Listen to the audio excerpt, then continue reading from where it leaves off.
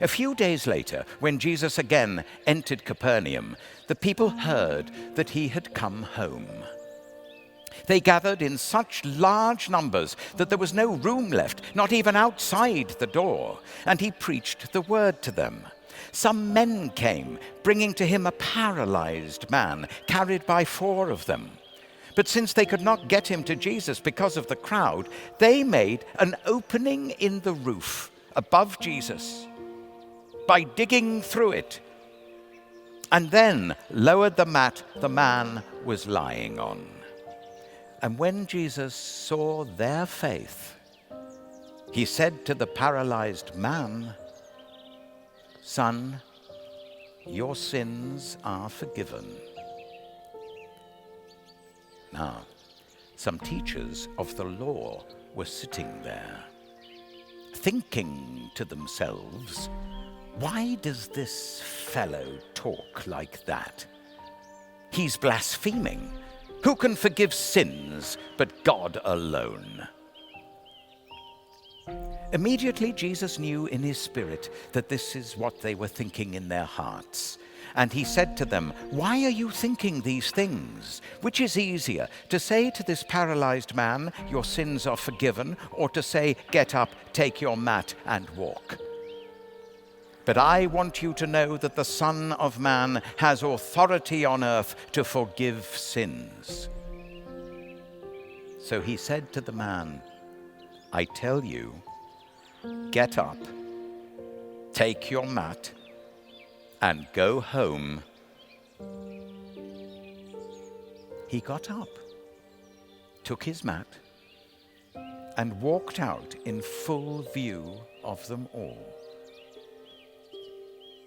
This amazed everyone, and they praised God, saying, "We have never seen anything like this." Once again, Jesus went out beside the lake. A large crowd came to him, and he began to teach them. As he walked along, he saw Levi, son of Alphaeus, sitting at the tax collector's booth. "Follow me," Jesus told him, and Levi got up and followed him. While Jesus was having dinner at Levi's house, many tax collectors and sinners were eating with him and his disciples, for there were many who followed him. When the teachers of the law, who were Pharisees, saw him eating with the sinners and tax collectors, they asked his disciples, "Why does he eat with tax collectors and sinners?" On hearing this, Jesus said to them, "It is not the healthy who need a doctor, but those who are ill. I have not come to call the righteous, but sinners." Now John's disciples and the Pharisees were fasting. Some people came and asked Jesus, "How is it that John's disciples and the disciples of the Pharisees are fasting, but yours are not?" Jesus answered, "How can the guests of the bridegroom fast while he is with them? They cannot, so long as they have him with them. But the time will come when the bridegroom will be taken from them, and on that day they will fast. No one sews a patch of unshrunk cloth on an old garment, otherwise the new piece will pull away from the old, making the tear worse. And no one pours new wine into old wineskins, otherwise the wine will burst the skins, and both the wine and the wineskins will be ruined. No, they pour new wine into new wineskins."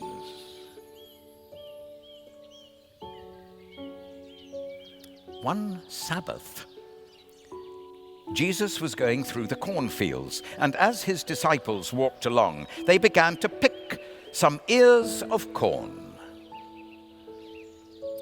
The Pharisees said to him, "Look, why are they doing what is unlawful on the Sabbath?" He answered, "Have you never read what David did when he and his companions were hungry and in need? In the days of Abiathar, the high priest, he entered the house of God and ate the consecrated bread, which is lawful only for priests to eat. And he also gave some to his companions. And then he said to them, the Sabbath was made for man, not man for the Sabbath. And so the Son of Man is Lord even of the Sabbath.